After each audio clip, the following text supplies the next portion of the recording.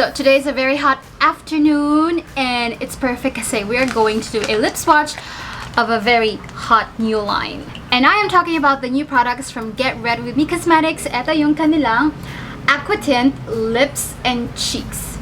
For the lips and for the cheeks. So kapag bumili ka, ito magiging itsura niya. This is the packaging. Meron siyang plastic seal. Basahin mo na lahat ng pwede mong basahin dun sa plastic seal. Kasi andun yung ingredients and yung manufacturing date and expiration date. This one manufactured no September 2021 and mag-expire siya on September 2024.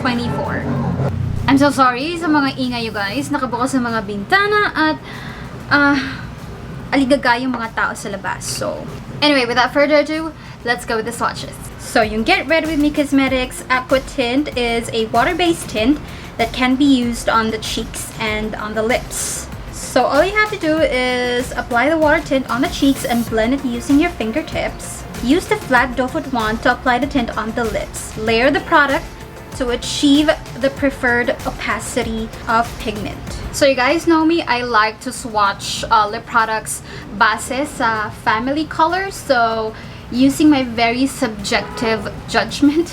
Okay, so uunahin ko si 1993 and then si Aloha because para siyang nasa orange undertone. First shade, 1993.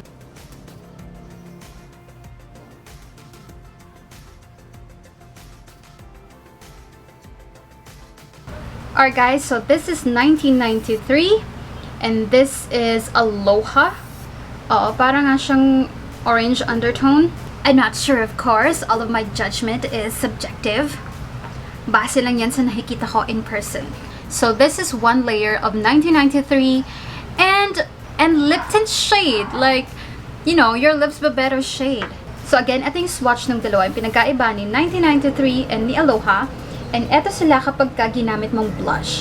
Actually, makikita mo talaga yung difference nila pag ginamit mong blush. Alam mo yun? So, ma-orangey undertone talaga si 1993. Orangey brown naman or burnt orange naman etong si Aloha. Yan ang difference nila. But yeah, this is 1993.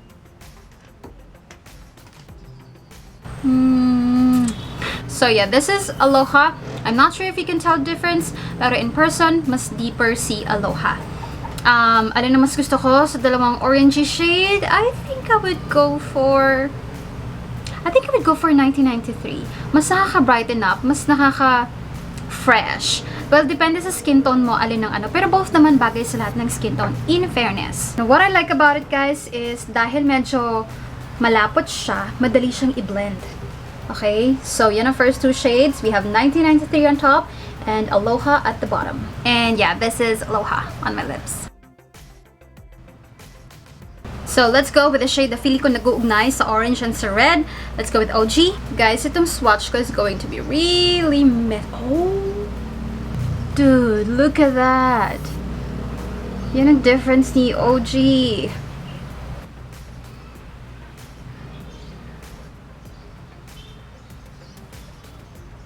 Dye. OG dye. Yung red lipstick, gawin mong lip tint. OG dye. OG. I love OG. Go get OG dye. Wala na explanation, dye. Also pala, dahil may lapot factor siya, before you apply, you make ano muna. Ganyan-ganyan nyo. You swipe. Para medyo mabawasan ng konting product. And then, para pag nilagay mo sa lips mo, hindi mo makain. So yeah, this is OG. OG! Oh my God, OG! Pero alam mo dahil, feeling ko, if you're morena, feeling ko bagay sa mga bright reds instead of the oranges. Kasi, mukha siyang, baka alam mo yun, grayish or makalawang. Feeling ko lang naman, in my imagination. Next shade, let's go for Gen Z. I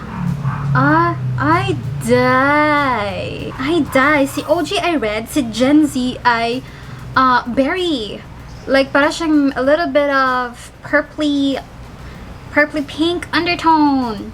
Sorry, chararat nung aking blush swatch. Pero ayan yung difference nila. I'm not sure if you can tell. Pero may difference dahil. I can see it in person and on my teeth. Ang ganda rin niya. It's ma pinky. Pero hindi siya yung bright pink. Parang subtle red, reddish pink. Pinkish red. Something like that. I also like it. I also like it. So, dalawa na ang gusto ko. Si OG and si Gen Z. So, yeah. This is Gen Z. Sure bang water-based lang ite? Para siyang ano eh. Hindi siyang parang nanunuyot sa labi. So far, hindi siya mabilis matuyo sa labi. Para siyang slightly lip oil-ish, but I don't know. But I'm enjoying the formula. Next shade is Millennials. Okay, so as you can see, etong si Millennial is a deeper red, deeper than OG.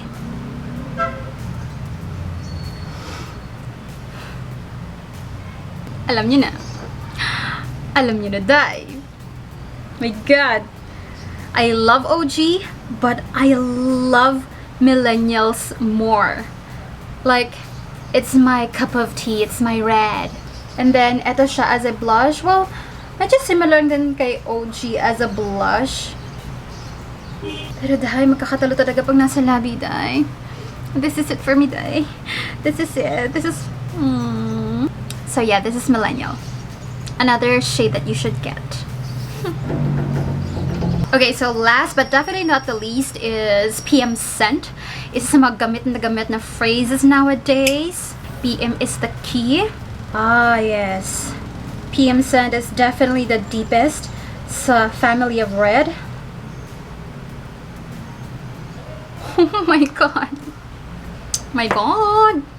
Pero take note guys one layer lang lahat ng ginawa ko. And imagine if 2 to 3 layers pa yun. So that's how pigmented it is. And PM Scent is definitely like the deepest sa reds. Okay, so ito ulit yung summary ng shades. I'm very sorry kung butchered yung aking swatches. And then ito pala si PM Scent as a blush. Super putok na putok. Okay. Okay, mag-blush tayo. And for the blush, I think I wanna go for Gen Z. Purple.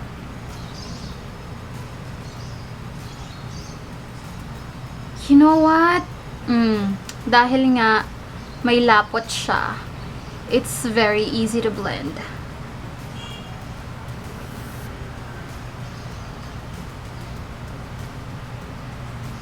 Now, for the longevity, I may have to update you guys via Instagram na lang. These came in today and nagmamadali ako, diba? Atat ako. Lip swatch agad tayo. So, hindi mo na ako makapag-wear test. But I will update you on Instagram. Kasi tomorrow, I'm going to wear test it. Pero tonight kasi i-edit ko na to. So, I can put this up tomorrow. So, wala nang time. Gets niyo ba explanation ko? Yeah, so far so good. I like the formula. Yung may lapot ng konti. I love that it's not setting on my lips like yung mabilis mag-dry. Alam mo yun? Nagaganyan-ganyan ka pa rin siya. Para siyang may slight oil. Water-based but a little bit of oil. I like it. I like it though. Para siyang lip gloss-y. Kinda feels, but not really. But yeah, again, congratulations kay May for coming up a new product, a new line for Get Ready With Me Cosmetics. Girl, you and your team, amazing. I mean, nakaka-elibs na you were able to create an Aqua Tint. And it looks good. It feels good. So far, so good. I'm all for it. Pero to be completely honest, ano yung mga shades na gustuhan ko? I'm not really a fan of Aloha. Medyo makalawang siya for me. Pero lahat ng itong last 4 shades, super highly recommend that you get them. But yeah, guys, I hope I was able to give you an idea ano yung mga difference ng mga shades. So, bahala ka na whatever you want to get. So yeah, that's it for today's video guys. Sana nag-enjoy kayo. Thank you so much for watching. Again, congratulations to Get Ready With Me Cosmetics and congratulations kay May. Thank you so much, baby girl. Next video natin, another lip swatch. Yes, may naka-line up na tayo. So yeah, thank you so much for watching guys. I'll see you in my next one. Bye-bye! So dye, nag-layer ulit ako. Second layer to. Ano to? Liquid lipstick? Ganda!